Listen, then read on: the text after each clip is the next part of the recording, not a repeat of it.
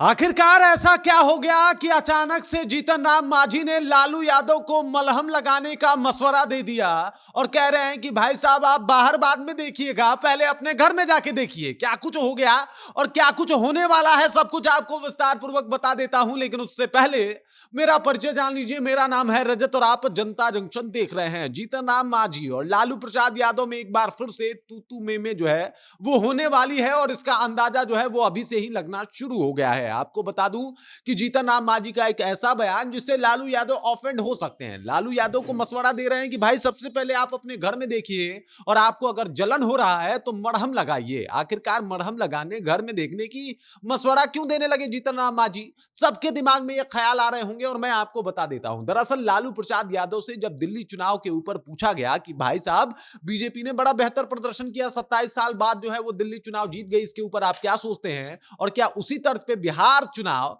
BJP यानी NDA जीत जाएगी? तब लालू प्रसाद यादव का कहना था कि ऐसे कैसे जीत जाएंगे बिहार भाई, बिहार और दिल्ली में बहुत फर्क है और ये फर्क उन लोगों को समझना पड़ेगा। बिहार तो हम लोग जीत रहे हैं, दिल्ली जीत गए होंगे, लेकिन बिहार में ऐसा नहीं होने वाला। और इसके बाद जब जीतन राम मांझी के पास मीडिया पहुंची, उनसे बयान ली, तो जीतन राम मांझी का जो बयान आया वो इस प्रकार है। जीतन राम मांझी कहते हैं कि जलन हो रही है लोगों को क्योंकि हम दिल्ली जीत गए, बिहार जीतने वाले हैं और इस बार बिहार में 225 सीटों से ज्यादा हम लोग सीट लाने वाले हैं। मतलब हम लोग की सरकार बनने वाली है, इसमें कोई दो राय नहीं है। मोदी जी लगातार मेहनत कर रहे हैं। लालू प्रसाद यादव को इन बातों के ऊपर टीका टिप्पणी नहीं करनी चाहिए, अपने घर पे पहले देखना चाहिए उनके घर में क्या चल रहा है, ये सब कुछ पता चल रहा है। अब क्या घर में चल रहा है सबको पता है कि भाई उनके साले सुभाष यादव ने उनके ऊपर कई गंभीर आरोप लगा दिए हैं और उस आरोप को लेके एक बार फिर से बिहार का सियासी पारा जो है वो चढ़ा हुआ है और इनडायरेक्टली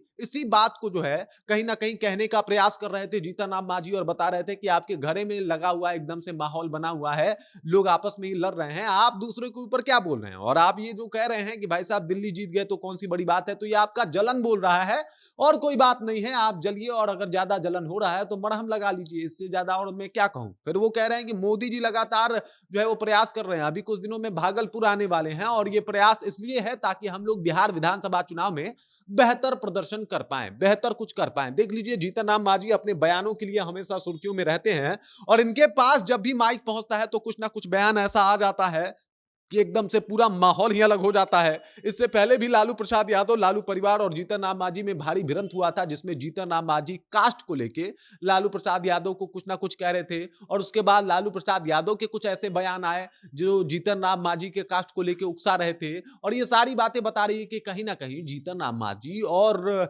लालू प्रसाद यादव में दोनों में एक बार फिर से भिड़ंत होना लाजमी है, क्योंकि सबको पता है कि लालू प्रसाद यादव और उनकी फैमिली जो है इस तरीके से बयान सुन के चुप तो रहने वाली है नहीं। तो एक बार फिर से यह माना जा रहा है कि राजनीति गलियारा जो है वो गर्म होने वाला है, क्योंकि बिहार विधानसभा चुनाव जो है वो काफी करीब आते जा रहा है और जितना चुनाव करीब आएगा साहब इस तरीके के बयानबाजी आपको सुनने को मिलेंगे, कभी लालू प्रसाद यादव के तो कभी जीतन राम मांझी, कभी नीतीश कुमार।